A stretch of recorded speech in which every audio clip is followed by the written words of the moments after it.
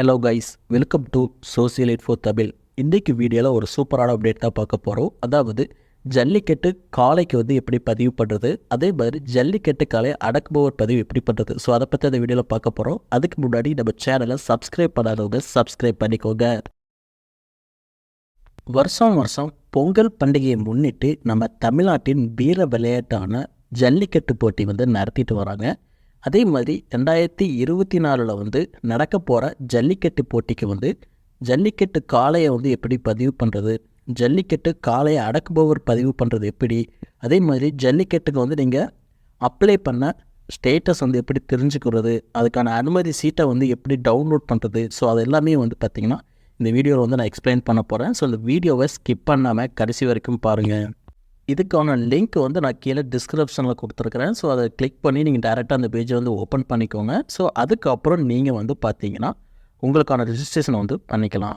Link open பண்ணதும் பார்த்தீங்கன்னா உங்களுக்கு இந்த மாதிரி இன்டர்ஃபேஸ் இருக்கும். இதில் ஃபஸ்ட்டு என்ன கொடுத்துருப்பாங்கன்னு பார்த்தீங்கன்னா ஜல்லிக்கட்டு காளை பதிவு. நீங்கள் பார்த்தீங்கன்னா ஒரு ஜல்லிக்கட்டுக்கு காளை எதுவும் வச்சுருந்தீங்கன்னா நீங்கள் இந்த லிங்க் மூலமாக உங்களுடைய காளையை நீங்கள் இந்த ஜல்லிக்கட்டு போட்டிக்கு பதிவு பண்ணிக்க முடியும். அதுக்கப்புறம் பார்த்தீங்கன்னா ஜல்லிக்கட்டு காளையை அடக்குபவர் பதிவு. இந்த ஜல்லிக்கட்டு போட்டியில் காளையை அடக்குவாங்க பார்த்தீங்களா. ஸோ நீங்கள் யாரும் இதில் இன்ட்ரெஸ்ட்டாக இருந்தீங்கன்னா நீங்கள் இதை கிளிக் பண்ணி நீங்கள் ஜல்லிக்கட்டு காளையை அடக்குபவரில் ரிஜிஸ்ட்ரேஷன் பண்ணி நீங்கள் போயிட்டு ஜல்லிக்கட்டு போட்டியில் கலந்துக்க முடியும் கைஸ். ஓகேவா. ஸோ அதுக்கு இதை கொடுத்துருக்காங்க. ஸோ அதுக்கப்புறம் பார்த்தீங்கன்னா ஜல்லிக்கட்டு போட்டிக்கு நீங்கள் அப்ளை பண்ணியிருப்பீங்க. ஸோ அப்ளை பண்ண உங்கள் விண்ணப்பத்தோடைய ஸ்டேட்டஸ் என்னங்கிறத நீங்கள் செக் பண்ணிக்க முடியும். அதுக்கப்புறம் அதுக்கான அனுமதி சீட்டையும் நீங்கள் இது மூலமாக டவுன்லோட் பண்ணிக்கலாம். ஸோ இந்த ஆப்ஷன்ஸ் எல்லாமே கொடுத்துருப்பாங்க. ஃபஸ்ட்டு நம்ம பார்க்கக்கூடியது என்னென்னு பார்த்தீங்கன்னா ஜல்லிக்கட்டு காளையை அடக்குபவர் பதிவு. ஸோ அது எப்படி பண்ணுறது அப்படிங்கிறத இப்போ பார்க்கலாம். ஸோ இதை நீங்கள் கிளிக் பண்ணிக்கோங்க. ஸோ ஓகே கொடுத்துக்கோங்க. ஓகே கொடுத்தோன்னே இன்னொரு பேஜில் பார்த்தீங்கன்னா இது ஓப்பன் ஆகும். ஸோ இதில் பார்த்தீங்கன்னா ஜல்லிக்கட்டு காளையை அடக்குபவர் படிவம் கொடுத்துருப்பாங்க. ஸோ இது நீங்கள் ஃபுல்லாக ஃபில் பண்ணணும். ஸோ ஃபஸ்ட்டு பார்த்தீங்கன்னா செலக்ட் ஹோஸ்டிங் டிஸ்ட்ரிக்ட்னு கொடுத்துருப்பாங்க. ஸோ ஜல்லிக்கட்டு எங்கே நடக்குது அந்த டிஸ்ட்ரிக்டை நீங்கள் செலக்ட் பண்ணிக்கோங்க. இப்போ நமக்கு பொறுத்த வரைக்கும் பார்த்தீங்கன்னா பொதுவாக மதுரையில் நிறைய ஜல்லிக்கட்டு போட்டிகள் நடத்துவாங்க. ஸோ மதுரையை நான் செலக்ட் பண்ணிக்கிறேன். ஸோ அதுக்கப்புறம் ஜல்லிக்கட்டு லொக்கேஷன் சொல்லி கொடுத்துருக்காங்க. இப்போ கரண்ட்டாக பார்த்தீங்கன்னா மதுரையில் எந்த டைமில் ஜல்லிக்கட்டு போட்டி நடக்குது அப்படிங்கிறது எந்த ஒரு டேட் ஒன்றும் அனௌன்ஸ் பண்ணலை. ஸோ அதனால் பார்த்தீங்கன்னா ஜல்லிக்கட்டு லொக்கேஷன் பார்த்தீங்கன்னா உங்களுக்கு எம்டியாக இருக்குது. இதுவே உங்களுக்கு போட்டிகள் நடக்க ஆரம்பிச்சிருச்சுன்னா அந்த டைமில் நீங்கள் ரிஜிஸ்ட்ரேஷன் பண்ணும்போது நீங்கள் மதுரைன்னு செலக்ட் பண்ணிங்கன்னா மதுரையில் எங்கெல்லாம் ஜல்லிக்கட்டு போட்டி நடக்கும் அந்த லொக்கேஷன் உங்களுக்கு இந்த இடத்துல ஷோ ஆகும். அப்போ நீங்கள் பார்த்தீங்கன்னா எந்த லொக்கேஷன் உங்களுக்கு வேணுமோ அதை நீங்கள் செலக்ட் பண்ணி நீங்கள் பார்த்தீங்கன்னா ரிஜிஸ்டர் பண்ணிக்க முடியுங்க. ஓகேவா. இப்போதைக்கு பார்த்தீங்கன்னா எதுவுமே பார்த்தீங்கன்னா டேட் அனௌன்ஸ் பண்ணலை. ஸோ அதனால் எம்டியாக இருக்குது. அதை மட்டும் நோட் பண்ணிக்கோங்க. அதுக்கப்புறம் உங்களுடைய கைபேசி எண் சொல்லியிருப்பாங்க. ஸோ அந்த கைபேசி எண்ணை நீங்கள் கரெக்டாக இதில் டைப் பண்ண வேண்டியிருக்கும். உங்களுடைய மொபைல் நம்பர் போட்டோடனே பார்த்தீங்கன்னா உங்கள் மொபைல் நம்பருக்கு ஒரு ஓடிபி வரும். ஸோ அந்த ஓடிபி நீங்கள் இதில் டைப் பண்ணிவிட்டு வேலிடேட் கொடுக்கணும். வேலிடேட் கொடுத்தீங்கன்னா தான் நீங்கள் அடுத்த ப்ராசஸ் பண்ண முடியும். ஸோ உங்கள் மொபைல் நம்பருக்கு வரக்கூடிய ஓடிபி அதில் போட்டுட்டு வேலிடேட் கொடுங்க. ஒரு வேளை ஓடிபி உங்களுக்கு வர டிலே ஆச்சுன்னா ரீசெல் ஓடிபி கொடுத்து மறுபடியும் ஓடிபி வரும். ஸோ அதை இதில் ஃபில் பண்ணிக்கோங்க. ஃபில் பண்ணிங்கன்னா மட்டும்தான் நீங்கள் இந்த ஃபார்மை ஃபுல்லாக ஃபில் பண்ண முடியும். இல்லைன்னா உங்களால் ஃபில் பண்ண முடியாது கைஸ். ஓகேவா. ஸோ இப்போ க்ளோஸ் கொடுத்தாச்சு. ஸோ இப்போ அவங்க கேட்டக்கூடிய டீட்டெயில்ஸ் எல்லாமே நீங்கள் 1 by 1 ஃபில் பண்ணணும். ஸோ மொபைல் நம்பர் போட்டாச்சு. அதுக்கப்புறம் ஆதார் எண். ஸோ உங்களுடைய ஆதார் கார்டை பார்த்துட்டு உங்களுடைய ஆதார் நம்பர் இதில் டைப் பண்ணிக்கோங்க. ஸோ அதுக்கப்புறம் காளையை அடக்குபவர் பெயர் கேட்டிருக்காங்க. ஸோ உங்களுடைய பெயர் என்னவோ அந்த பெயரை இதில் போட்டுக்கோங்க. அதுக்கப்புறம் காளையை அடக்குபவருடைய ஏஜ் கேட்டிருக்காங்க. ஸோ அந்த ஏஜ் இதில் டைப் பண்ணிக்கோங்க. அதுக்கப்புறம் எந்த டிஸ்ட்ரிக்ட்னு கேட்குறாங்க. ஸோ உங்களுடைய டிஸ்ட்ரிக்ட் என்னவோ அதை கரெக்டாக செலக்ட் பண்ணிக்கோங்க. எந்த தாலுக்குன்னு கேட்குறாங்க. ஸோ அந்த தாலுக்கையும் செலக்ட் பண்ணிக்கோங்க. அதுக்கப்புறம் ரெவன்யூ வில்லேஜ் வருவாய் கிராமம் கேட்குறாங்க. ஸோ அதையும் கரெக்டாக செலக்ட் பண்ணிக்கோங்க. அதுக்கப்புறம் இந்த காளையை அடக்குபவருடைய முழு முகவரி கேட்டிருக்காங்க. ஸோ ஆதாரில் எந்த மாதிரி அட்ரஸ் இருக்கோ அந்த அட்ரஸ் அப்படியே இதில் டைப் பண்ணிக்கோங்க. அதுக்கப்புறம் உங்களோட அஞ்சல் குறியீடு கேட்டிருக்காங்க. உங்களுடைய பின்கோடு கரெக்டாக ஆதாரில் இருக்கிற மாதிரி டைப் பண்ணிக்கோங்க. அதுக்கப்புறம் உங்களுடைய மெயில் ஐடி. ஸோ அந்த மெயில் ஐடியும் இதில் நீங்கள் டைப் பண்ணிக்கோங்க. அதுக்கப்புறம் உங்களுடைய வெயிட், அதாவது அந்த காளையை அடக்குபவருடைய வெயிட் என்னவோ இந்த வெயிட்டை இதில் டைப் பண்ணிக்கோங்க. அதே மாதிரி உயரம். ஸோ அந்த உயரத்தையும் இதில் டைப் பண்ணிக்கோங்க.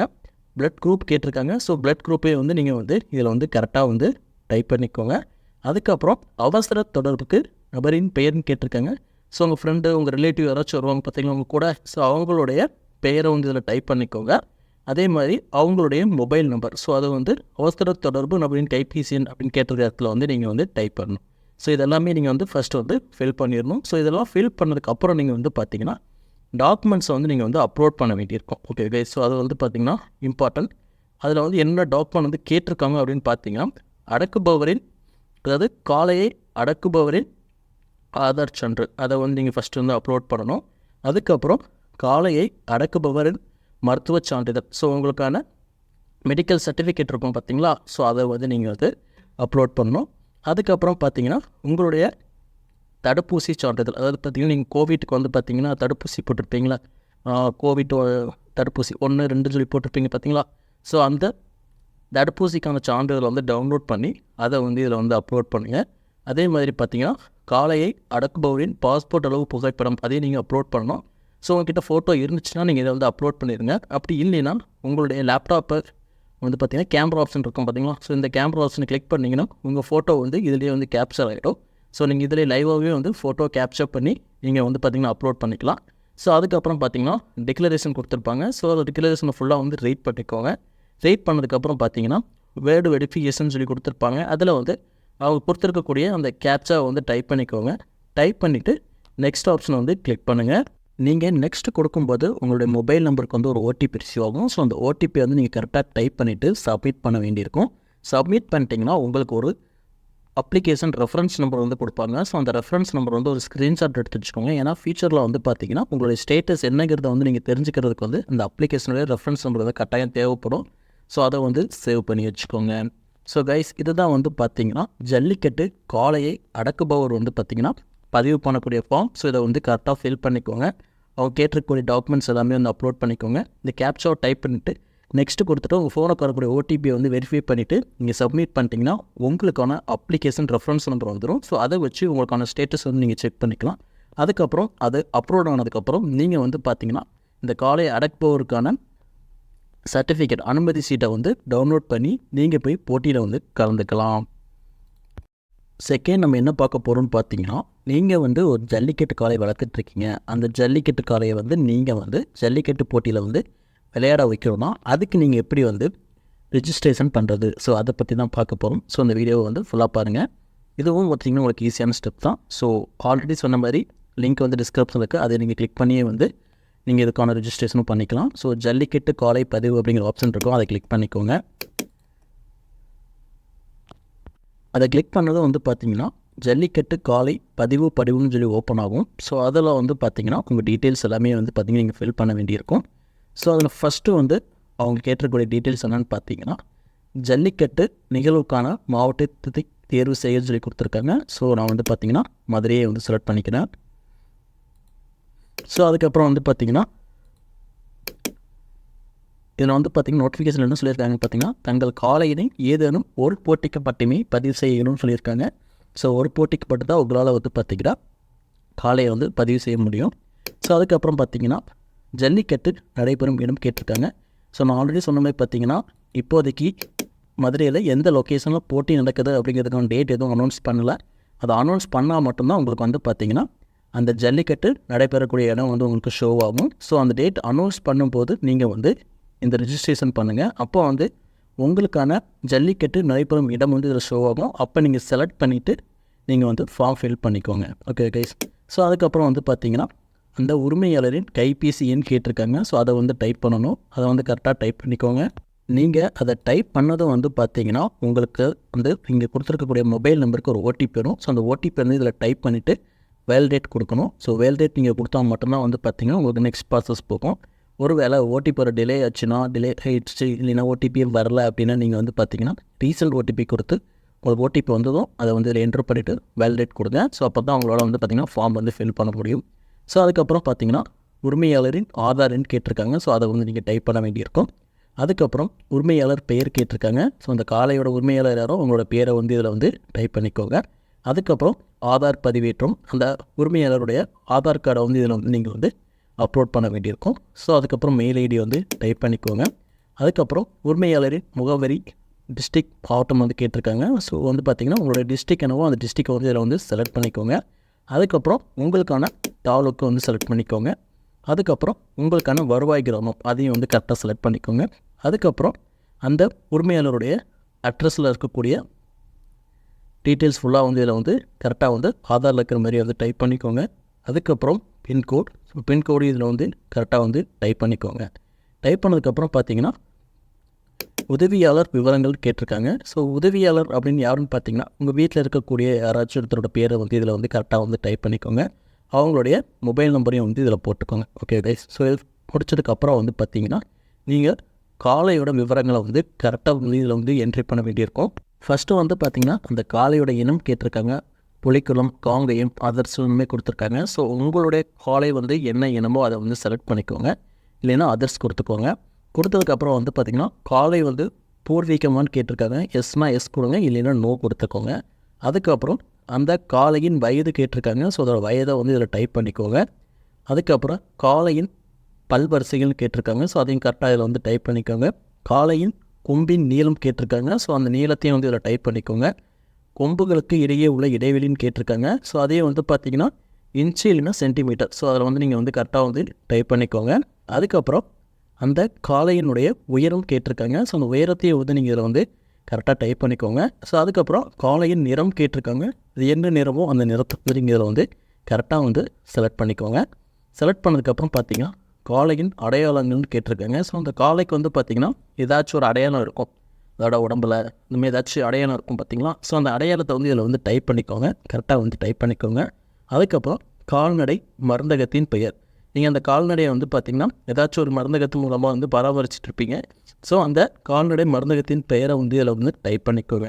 அதுக்கப்புறம் வந்து பார்த்திங்கன்னா அந்த காளைக்கான தடுப்பூசி விவரங்கள் அதையும் வந்து இதில் வந்து டைப் பண்ணிக்கோங்க. ஸோ அதுக்கப்புறம் பார்த்திங்கன்னா அந்த காளைக்கான மருத்துவ சான்றிதழ் வந்து இந்த டாக்டர்கிட்ட வாங்கிட்டு நீங்கள் அதை வந்து இதில் வந்து அப்லோட் பண்ணணும். ஸோ அதை அப்லோட் பண்ணிக்கோங்க. அதுக்கப்புறம் பார்த்திங்கன்னா அந்த காளையுடைய ஃபோட்டோ, அவங்களோட உரிமையாளர் ஃபோட்டோ, கூடவே பார்த்திங்கன்னா அந்த உதவியாளர்னு சொல்லி செலக்ட் பண்ணியிருக்கோம் பார்த்திங்களா. ஸோ அந்த 3 பேரையும் சேர்த்து வச்சு ஒரு ஃபோட்டோ எடுத்து அந்த ஃபோட்டோ வந்து இதில் அப்லோட் பண்ணணும். ஸோ அதை கண்டிப்பாக நீங்கள் அப்லோட் பண்ணி ஆகணும். அவங்க என்ன கேட்டிருக்காங்கன்னு பார்த்தீங்கன்னா காளையின் படம், உரிமையாளர் மற்றும் உதவியாளரோட. ஸோ 3 பேரும் சேர்ந்து ஃபோட்டோ எடுத்து இதில் வந்து அப்லோட் பண்ணியிருக்கணும். Okay guys. ஸோ இதெல்லாமே முடிச்சுட்டு அதுக்கப்புறம் நீங்கள் என்ன பண்ணணுன்னு பார்த்தீங்கன்னா உரிமையாளர் உறுதிமொழி படிவம் கொடுத்துருக்காங்க. ஸோ அதில் வந்து பார்த்திங்கன்னா இதை டிக் பண்ணிவிட்டு மேலே குறிப்பிட்டுள்ள எனது ஜல்லிக்கட்டு காளையினை அரசின் ஜல்லிக்கட்டு விதிகளுக்கு உட்பட்டு ஜல்லிக்கட்டில் பங்கேற்க செய்வேன் எனவும் எனது காளைக்கு ஊக்கமருந்து கொடுக்கவோ துன்புறுத்தவோ மாட்டேன்னு உறுதியளிக்கிறேன். ஸோ இதை வந்து நீங்கள் டிக் பண்ணிக்கோங்க. டிக் பண்ணதுக்கப்புறம் இந்த கேப்சா வந்து நீங்கள் என்ட்ரி பண்ணணும். என்ட்ரி பண்ணதுக்கப்புறம் நெக்ஸ்ட்டு கொடுங்க. நெக்ஸ்ட்டு கொடுத்தோன்னா மொபைல் நம்பருக்கு மறுபடியும் ஒரு ஓடிபி வந்து ரிசீவ் ஆகுது. அந்த ஓடிபியை டைப் பண்ணிட்டு சப்மிட் நீங்கள் பண்ணிட்டீங்கன்னா உங்களுக்கான அப்ளிகேஷன் ரெஃபரன்ஸ் நம்பர் வந்து கொடுத்துருவாங்க. ஸோ அதை ஸ்க்ரீன்ஷாட் எடுத்து வச்சுக்கோங்க. ஃப்யூச்சரில் வந்து பார்த்திங்கன்னா உங்களுக்கான ஸ்டேட்டஸ் செக் பண்ணிக்கிறதுக்கும் சர்டிஃபிகேட் டவுன்லோட் பண்ணுறதுக்கும் வந்து பார்த்திங்கன்னா இந்த ரெஃபரன்ஸ் நம்பர் வந்து யூஸ்ஃபுல்லாக இருக்கும். ஸோ கைஸ், இதுதான் வந்து பார்த்திங்கன்னா ஜல்லிக்கட்டு காளைக்கு வந்து நீங்கள் பதிவு பண்ணுறதுக்கான மெத்தட். ஸோ இது மூலமாக நீங்கள் கேட்டிருக்கக்கூடிய டீட்டெயில்ஸ் எல்லாமே கரெக்டாக ஃபில் பண்ணிவிட்டு ஜல்லிக்கட்டு காளைக்கான ரிஜிஸ்ட்ரேஷன் வந்து பண்ணிக்கலாம். நீங்கள் வந்து இப்போது ஜல்லிக்கட்டு காளைக்கும் வந்து பதிவு பண்ணிட்டீங்க, ஜல்லிக்கட்டு காளையை அடக்குபவருக்கும் வந்து பதிவு பண்ணிட்டீங்கன்னா உங்களுடைய விண்ணப்பத்தின் நிலையை வந்து நீங்கள் எப்படி தெரிஞ்சுக்கிறது, உங்களுக்கான அனுமதி சீட்டை வந்து எப்படி டவுன்லோட் பண்ணுறது, ஸோ அதை இப்போ பார்க்கலாம். அந்த லிங்க்லேயே வந்து பார்த்திங்கன்னா லாஸ்ட்டில் வந்து விண்ணப்ப நிலை அனுமதி சீட்டு பதிவிறக்கம் அப்படின்னு சொல்லி கொடுத்துருப்பாங்க. அதை வந்து கிளிக் பண்ணிக்கோங்க. கிளிக் பண்ணோன்னே பார்த்தீங்கன்னா உங்களுக்கு இன்னொரு டேப்பில் வந்து பார்த்திங்கன்னா அந்த ட்ராக்கிங் ஆப்ஷன் வந்து ஓப்பன் ஆகும். ஸோ இதில் வந்து நீங்கள் வந்து ட்ராக் பண்ணணும். ஸோ அது எப்படின்னு பார்த்தீங்கன்னா ஃபஸ்ட்டு வந்து பார்த்தீங்கன்னா த்ரோ அப்ளிகேஷன் ரெஃபரன்ஸ் நம்பர்னு சொல்லி கொடுத்துருப்பாங்க. நீங்கள் வந்து பார்த்தீங்கன்னா அப்ளிகேஷன் சப்மிட் பண்ணும்போது உங்களுக்கு ஒரு அப்ளிகேஷன் ரெஃபரன்ஸ் நம்பர் கொடுத்துருப்பாங்க. ஸோ அந்த நம்பர் நீங்கள் கையில் வச்சுருந்தீங்கன்னா இந்த த்ரோ அப்ளிகேஷன் ரெஃபரன்ஸ் நம்பர் இதை வந்து கிளிக் பண்ணி அந்த ரெஃபரன்ஸ் நம்பர் போட்டு நீங்கள் வந்து பார்த்தீங்கன்னா அப்ளிகேஷன் சப்மிஷன் டேட் அதை வந்து கிளிக் பண்ணி கீழே இருக்கக்கூடிய கேப்சாவை டைப் பண்ணிவிட்டு சப்மிட் பண்ணிங்கன்னா உங்களுக்கான ஸ்டேட்டஸ் என்னங்கிறத வந்து நீங்கள் ஈஸியாக வந்து தெரிஞ்சுக்க முடியும். அப்படி ஒரு வேளை என்கிட்ட வந்து பார்த்திங்கன்னா ரெஃபரன்ஸ் நம்பர் இல்லை அப்படின்னா த்ரோ ஓடிபி அப்ளிகேஷன் டீட்டெயில்ஸ்னு சொல்லி கொடுத்துருப்பாங்க. ஸோ அதை கிளிக் பண்ணிங்கன்னா ப்ளீஸ் செலக்ட்னு சொல்லி ஒரு ஆப்ஷன் இருக்கும். அதை கிளிக் பண்ணிவிட்டு இதில் வந்து பார்த்திங்கன்னா டிஎன் ஜல்லிக்கட்டுன்னு கொடுத்துருப்பாங்க. ஸோ அதை வந்து கிளிக் பண்ணிக்கோங்க. கிளிக் பண்ணதுக்கப்புறம் பார்த்திங்கன்னா கேப்சா இருக்கும். அந்த கேப்சாவையும் பார்த்து டைப் பண்ணிக்கோங்க. டைப் பண்ணிவிட்டு சப்மிட் இந்த ஆப்ஷனை வந்து கிளிக் பண்ணிக்கோங்க. கிளிக் பண்ண உடனே பார்த்தீங்கன்னா நீங்கள் அப்ளிகேஷன் அப்ளை பண்ணும்போது ஒரு மொபைல் நம்பர் கொடுத்துருப்பீங்க பார்த்தீங்களா, அந்த மொபைல் நம்பரை வந்து இதில் வந்து நீங்கள் டைப் பண்ணணும். ஸோ அதை டைப் பண்ணதுக்கப்புறம் கெட் ஓடிபி ஆப்ஷனை கிளிக் பண்ணிங்கன்னா உங்களுக்கான ஓடிபி வந்து ரிசீவ் ஆகும். ரிசீவ் ஆனதுக்கப்புறம் அந்த ஓடிபியை வந்து நீங்கள் வந்து இதில் டைப் பண்ணிவிட்டு சப்மிட் ஆப்ஷனை கொடுத்தீங்கன்னா உங்களுக்கான அப்ளிகேஷன் ஸ்டேட்டஸ் என்னங்கிறத வந்து நீங்கள் தெரிஞ்சுக்க முடியும். உங்கள் அப்ளிகேஷன் வந்து அப்ரூவ் ஆயிடுச்சுன்னா நீங்கள் இதிலேயே வந்து பார்த்தீங்கன்னா அனுமதி சீட்டை வந்து டவுன்லோட் பண்ணிக்கலாம். ஸோ அதை டவுன்லோட் பண்ணி நீங்கள் பிரிண்ட் அவுட் போட்டுட்டு போட்டி நடக்கும்போது அதை கொண்டு போனீங்கன்னா உங்களை வந்து பார்த்திங்கன்னா உள்ளே அலோவ் பண்ணுவாங்க. ஸோ அதுக்கு தான் வந்து பார்த்திங்கன்னா நீங்கள் வந்து அப்ளை பண்ணியிருப்பீங்க. ஸோ கைஸ் இதுதான் வந்து பார்த்திங்கன்னா நீங்கள் அப்ளை பண்ண அப்ளிகேஷனுடைய ஸ்டேட்டஸை வந்து செக் பண்ணிக்கிறதான மெத்தட். இதில் எதுவும் டவுட் இருந்துச்சுன்னா அதை கீழே வந்து கமெண்ட் பண்ணுங்கள். இதை உங்கள் ஃப்ரெண்ட்ஸ்க்கும் வந்து ஷேர் பண்ணுங்கள். வீடியோ பிடிச்சிருந்துச்சுன்னா லைக் பண்ணுங்கள். மறக்காமல் நம்ம சேனலை சப்ஸ்கிரைப் பண்ணிக்கோங்க. நன்றி, வணக்கம்.